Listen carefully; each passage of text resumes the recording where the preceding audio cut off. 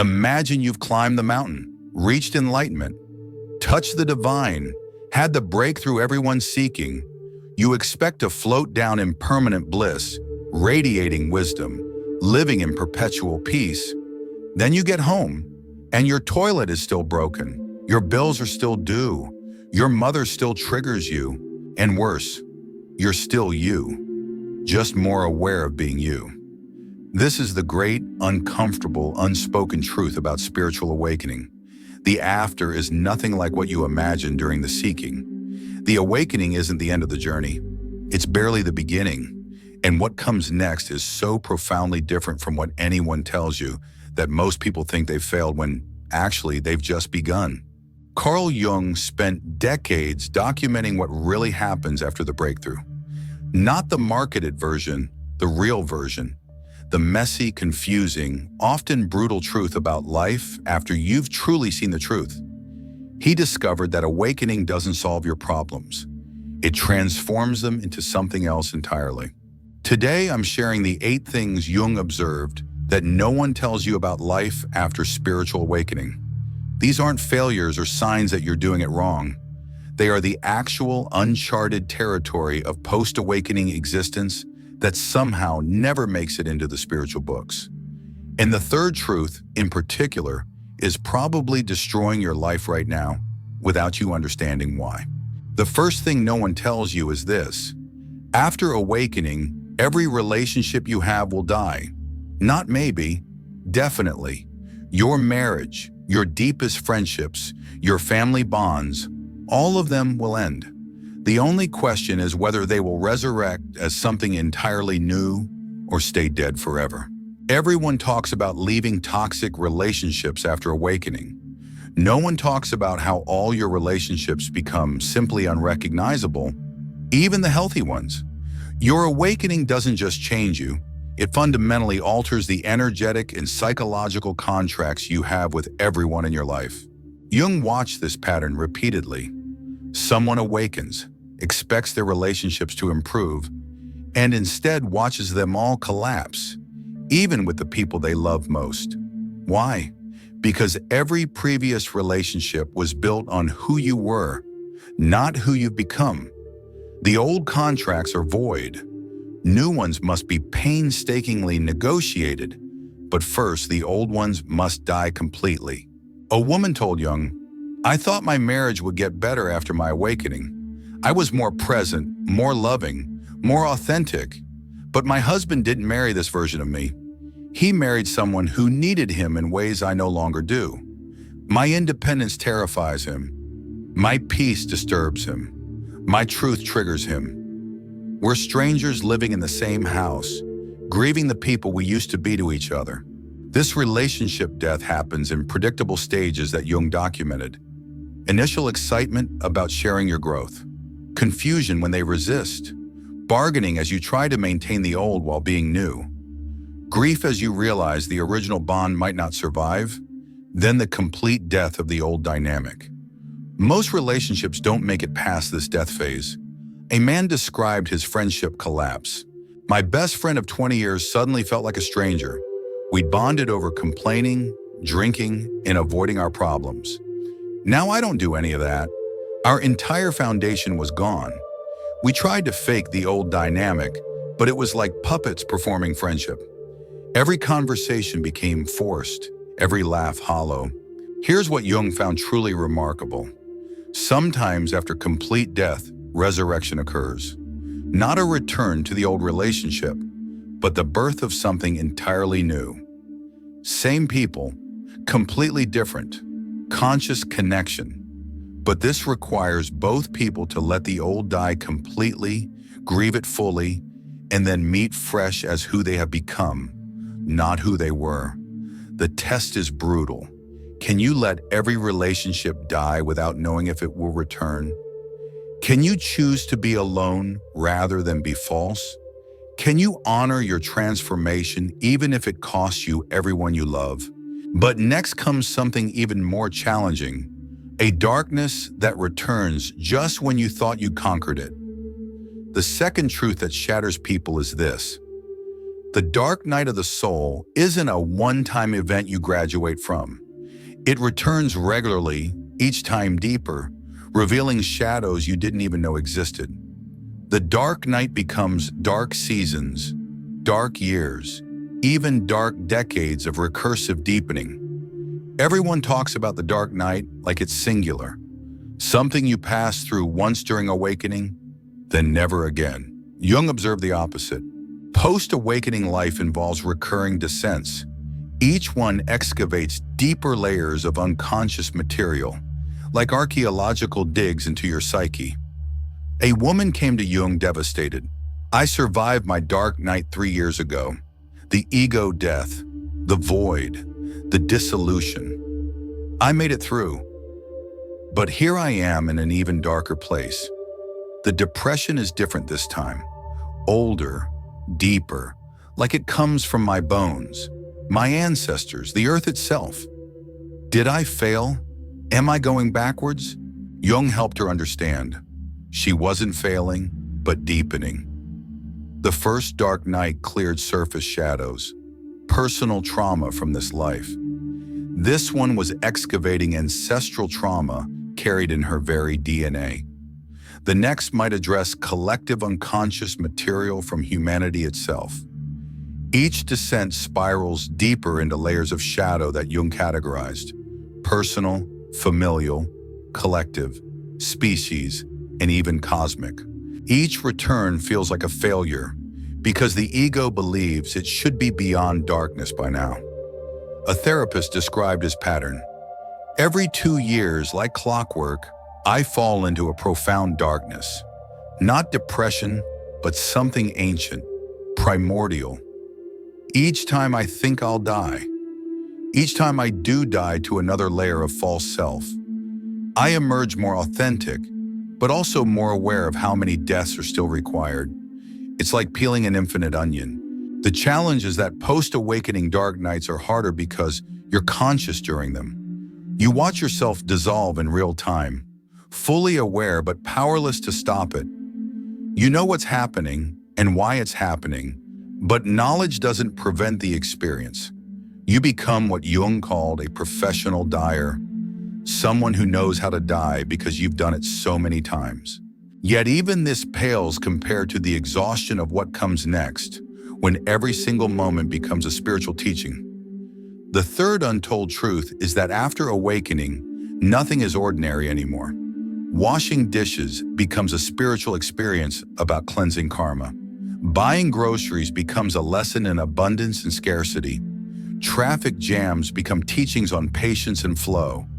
Every single moment is pregnant with meaning, dripping with significance, and honestly, it can drive you insane.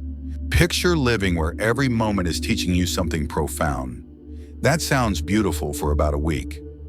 Then you just want to buy bread without contemplating the miracle of grain becoming consciousness, or take a shower without having visions about water as the universal solvent of form.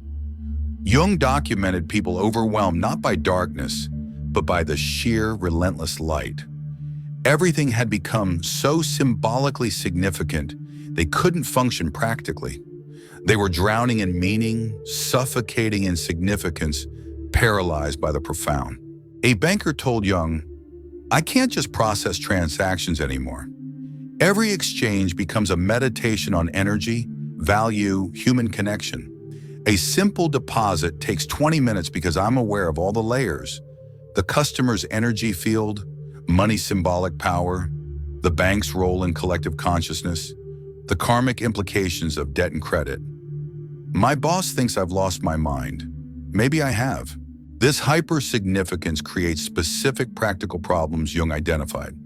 Simple tasks take forever because every action becomes consciously symbolic. Decision paralysis sets in when you see the infinite implications in every choice. How buying this apple affects the farmer, the store, the economy, the environment, your karma. And social interactions exhaust you because they are all spiritually loaded with teaching, meaning, and purpose. A mother described her morning, "I'm making lunch while experiencing the interconnectedness of all things. spreading peanut butter while aware of the farmer who grew the peanuts, the sun that fed them, the entire chain of existence leading to this moment. Meanwhile, feeling my children's past lives, their soul purposes, their karmic lessons. My kids just want their sandwiches. I'm having a cosmic experience at 7 a.m. By noon, I'm exhausted from meaning. Jung found that successful integration required learning to toggle awareness, choosing when to engage full consciousness and when to simply function. But this takes years to master, and many never do.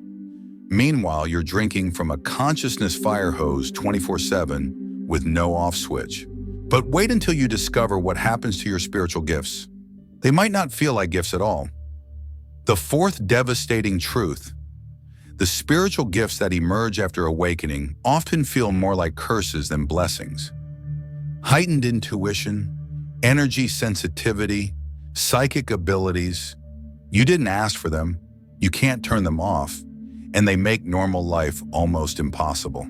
Imagine suddenly hearing everyone's thoughts constantly, not selectively, constantly, or feeling everyone's emotions as intensely as your own, or knowing things about people they haven't told you, seeing their secrets, their shadows, even their deaths.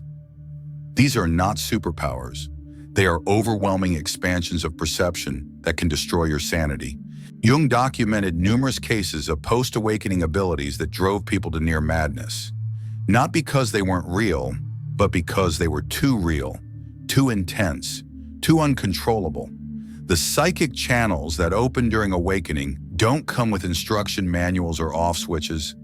A nurse developed medical intuition after awakening. She could sense illness before symptoms appeared: cancer, heart disease, mental illness. Sounds useful? It was torture. Walking through crowds meant feeling everyone's diseases in her own body. Shopping became unbearable, feeling the cashier's tumor as pressure in her chest, the customer's depression as weight in her bones, the manager's impending stroke as lightning in her head. She told Jung, "I thought spiritual gifts would be beautiful. Instead, I'm drowning in information I can't use, can't stop, can't escape. I know things about strangers I don't want to know, feel their death dates, see their shadow attachments, hear their unconscious screams. It's not a gift, it's a curse. I'd give anything to be blind again." Common post-awakening gifts that become profound burdens include unwanted telepathy, crushing empathic abilities, disturbing prophetic visions, energy sight that shows everyone's wounds and entities, and medical intuition. A businessman developed prophetic dreams after awakening, not lottery numbers, but accidents, deaths, disasters. He knew when colleagues would be fired, when relatives would die. Telling people made him seem insane and changed nothing. Not telling them made him feel complicit. The knowledge was a useless weight. Jung found that managing these gifts takes years of learning boundaries, filters, and energetic protection. Initially, it's like being psychically naked in an information hurricane. Many never learn to manage them and either shut down completely or go mad from the input. Speaking of overwhelming, the loneliness that comes next is unlike anything you've ever known. If you're recognizing these truths in your own post-awakening life, the relationship deaths, the returning darkness, this overwhelming awareness, these cursed gifts, know that you're not failing at awakening. This is awakening. The mess, the confusion, the unexpected challenges, all part of the real journey no one prepared you for. Before we explore the final 4 truths, subscribe to this channel and join our community of souls navigating this uncharted territory together. Share in the comments which unexpected post-awakening reality you're facing. Your honesty might be exactly what another soul needs to hear today. Let's continue, because what comes next explains a specific type of isolation that awakening brings. The 5th untold truth: the loneliness after awakening isn't social, it's existential. You're not alone because you lack people. You're alone because you're awake in a sleeping world, conscious in an unconscious reality. It's a cellular, cosmic, absolute solitude, a loneliness that being around more people actually makes worse. Imagine being the only person who sees color in a black and white world. You try describing blue, but others have no reference point. They think you're insane, pretentious, or trying to seem special. Eventually, you stop trying to share what you see, but the seeing doesn't stop. You're alone with vision in a world that can't share it. Jung treated countless awakened individuals who described this unique loneliness. Not depression, not social isolation, but something deeper. The loneliness of expanded consciousness in a contracted world, of multi-dimensional awareness in a single-dimension reality. A teacher explained, "I'm surrounded by people all day, but I'm cosmically alone. I am experiencing reality in dimensions they don't know exist, having conversations at levels they can't access, feeling frequencies they can't perceive. It's like being the only adult in a world of children, not from superiority, but from developmental difference. I love them, but we're not in the same reality." This loneliness has specific qualities Jung documented. It can't be solved by more social interaction. Crowds make it worse because you feel the gap with more people. It doesn't respond to traditional connection. Shared activities feel hollow. It increases with spiritual growth. The more conscious you become, the more alone. And it can't be explained to those not experiencing it. The words exist, but the experience doesn't translate. Jung discovered this loneliness serves a function, forcing connection beyond mere human relationship. It pushes you to commune with consciousness itself, develop relationship with existence, find companionship in presence rather than people. The trees become friends, the sky becomes companion, silence becomes company.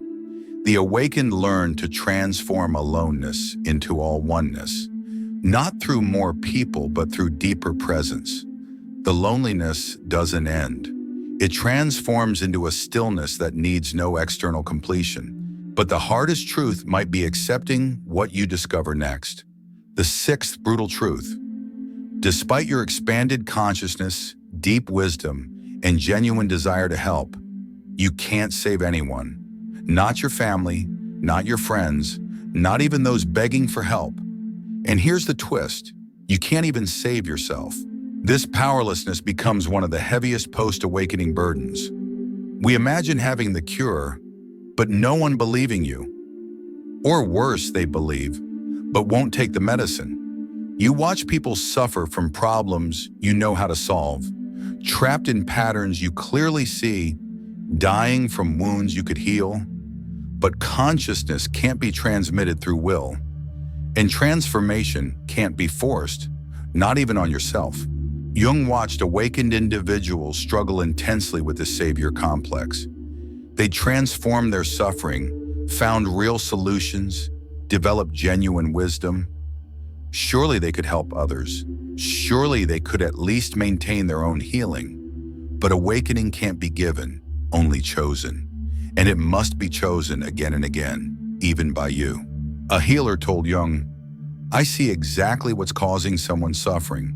The childhood trauma creating illness, the belief patterns destroying relationships, the shadow material poisoning their life. I can see it all and show the path, but they have to walk it. Most won't. They'd rather suffer familiarly than heal uncomfortably. And sometimes I'm one of them, seeing my own patterns clearly but unable to change them. This creates a double grief, grieving for others and for yourself. Watching people choose suffering when liberation is available, seeing souls stay trapped when the doors open, and catching yourself doing the same thing. Choosing familiar suffering over unfamiliar healing, even with full awareness. The inability to save manifests everywhere. Watching loved ones repeat destructive patterns you've transcended, having wisdom that's rejected or misunderstood, offering help that's refused or sabotaged, knowing what someone needs but being unable to give it, and seeing your own patterns continue despite consciousness. Jung observed that accepting this powerlessness is crucial for post-awakening peace. You can model possibility, not mandate transformation. Plant seeds, not force growth. Be the lighthouse, not the rescue boat. And accept that even you will sometimes choose to crash on familiar rocks rather than sail toward unknown shores. And just when you think you finally transcended ego, something worse emerges from the spiritual shadows. The seventh truth no one mentions. After awakening, you develop a spiritual ego that's more sophisticated and dangerous than your original ego. It's Ego 2.0, upgraded, refined, disguised in spiritual language, and virtually undetectable because it looks and sounds spiritual. You don't recognize it as ego. Jung witnessed this in every awakened person, including himself. The old ego doesn't die during awakening. It evolves, adapts, learns the language of consciousness. It dresses in humility while subtly seeking recognition. It performs enlightenment while craving specialness. It speaks non-duality while creating subtle separation. Spiritual ego says things like, "I'm beyond ego." The ego claiming egolessness. "I don't judge," while judging those who judge. "I'm just an empty vessel," while being proud of the emptiness. "I have no attachments," while attached to non-attachment. We're all one, while feeling superior in the knowing. It's a masterpiece of self-deception. A teacher confessed to Jung, "I thought I'd killed my ego during awakening. Then I caught myself feeling superior to unconscious people. Being proud of my humility, competing about who's more awakened, using spiritual concepts to avoid accountability, teaching from a subtle pedestal while preaching equality. My ego hadn't died. It had gotten a PhD in spirituality and was now running a more sophisticated game. The spiritual ego is harder to spot because it mimics genuine awakening perfectly. It performs surrender while maintaining control, speaks oneness while creating hierarchies, preaches love while practicing subtle violence, demonstrates wisdom while avoiding growth, uses every spiritual teaching as a shield against real transformation. Jung found the spiritual ego causes more damage than the original because it's convinced of its righteousness. The regular ego knows it's selfish. There's honesty in that. The spiritual ego believes it's selfless while being profoundly self-centered. It can justify anything through spiritual logic, wound others in the name of truth, avoid responsibility through cosmic perspective. This sophisticated ego becomes your greatest post-awakening challenge, constantly hijacking genuine growth, turning insights into identity, using awakening itself as the ultimate ego project. Which brings us to the final, perhaps most challenging truth about life after awakening. The final truth that breaks people. Awakening never ends. There's no arrival, no final achievement, no graduation to permanent enlightenment. It's an endless unfolding, an infinite deepening, a forever journey that doesn't just continue, it accelerates. The further you go, the faster you go, the more there is to go. Jung observed, people expect awakening to be like reaching a mountain peak, hard climb, then arrival, then rest. Instead, it's like space travel. You break Earth's atmosphere, thinking you've reached space, only to discover space is infinite. And you're not just floating, you're accelerating into endless mystery. Every level of consciousness reveals 10 more levels. Every answer births 100 questions. Every integration opens new areas needing integration. Every death leads to another birth, leading to another death. You don't complete awakening. Awakening completes you, piece by piece, forever. And the pieces are infinite. A man 30 years on the path told Jung, "I keep thinking I'm almost done, almost fully awakened, almost completely healed." Then a new layer reveals itself. A deeper teaching emerges. A higher perspective opens. I'm further along, but no closer to done. If anything, I'm more aware of how endless this is. It's like the horizon. The closer you get, the further it moves. This endlessness can overwhelm. No finish line to cross, no final exam to pass, No ultimate achievement to attain, no permanent state to maintain, no graduation from growth. The carrot of full enlightenment keeps moving as you approach. Every breakthrough reveals 10 more breakthroughs needed, but Jung saw this as liberation, not burden. You can stop trying to arrive and simply be in process. Stop seeking completion and embrace eternal becoming. Stop waiting for the journey to end and realize the journey is the destination. The endless nature means you're never done, but also never stuck. Always growing, always discovering, always becoming more while realizing you'll never become all. The acceleration means each year contains more growth than the previous decade. Each insight opens exponentially more insights. Each healing reveals deeper wounds. Each answer poses vaster questions. You're not just on a path, you're on an exponential curve of consciousness that has no limit, no ceiling, no end. These 8 truths about post-awakening life reveal something crucial. Awakening isn't a solution, it's a transformation of the problem. Life doesn't become easier, it becomes infinitely deeper. You don't transcend humanity. You embody it more fully while simultaneously transcending it. You become the paradox. Jung's ultimate insight. These aren't problems to solve, but territories to inhabit. Post-awakening life is about learning to dance with these realities, not overcome them. To find peace within the chaos, not beyond it. To discover that the mess is the path, the confusion is the clarity, the problem is the solution. You're not meant to master these truths, but to be mastered by them, shaped by them, refined by them eternally. If you're in post-awakening life feeling like you're doing it wrong because it's not what you expected, Jung would want you to know. Nobody's post-awakening matches the marketing, the mess, the confusion, the ongoing challenges. This is what it actually looks like. You're not failing at enlightenment. You're living it. You haven't failed at awakening because you still have problems. You've succeeded at awakening, which is why your problems are now conscious instead of unconscious, chosen instead of automatic, transformative instead of repetitive. You're not supposed to be floating in perpetual bliss. You're supposed to be deeply engaged with the full spectrum of existence, the beauty and horror, ecstasy and agony, meaning and void, all of it, all at once, forever. The beauty of post-awakening life isn't that it's easy, it's that it's real. Profoundly, sometimes brutally, always transformatively real. You're no longer sleepwalking through existence. You're awake to all of it, unable to look away, required to feel everything, blessed and cursed with consciousness that can't be turned off.